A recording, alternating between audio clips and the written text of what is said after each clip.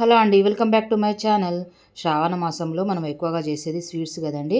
So నైవేద్యంగా పెట్టుకోవడానికి sweets చేస్తూ ఉంటాము. సో నేను ఈ స్వీట్ రెసిపీ అయితే ఈ ఫ్రైడే అయితే చేసి అమ్మవారికి నైవేద్యంగా పెట్టానమాట.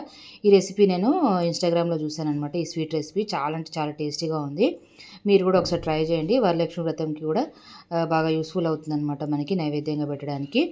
సో ఒక కప్పు బొంబాయి రవ్వ తీసుకోవాలి, సూజీ అనమాట. ఇంకొక కప్పు గోధుమ పిండి, ఇంకొక కప్పు బియ్యం పిండి తీసుకోవాలి. ఏ కప్పుతో అయితే తీసుకున్నామో అదే కప్పుతో అన్నీ ఈక్వల్గా తీసుకోవాలన్నమాట.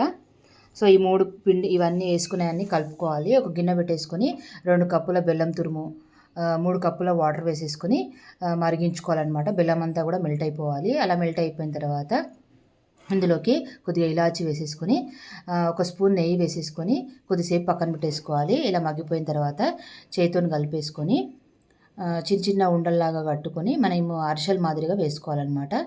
చిన్న చిన్నగా చేతితో ఒత్తుకుంటేనే మనకి వచ్చేస్తుంది నీట్గా.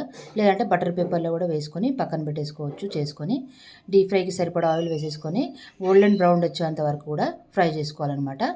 అంతే అండి, ఎంతో సింపుల్గా అప్పటికప్పుడు ఇన్స్టెంట్గా ఫాస్ట్గా చేసుకోవచ్చు ఈ స్వీట్ రెసిపీ. చాలా బాగుంటుంది. నైవేద్యంగా కూడా పెట్టుకోవచ్చు మనము.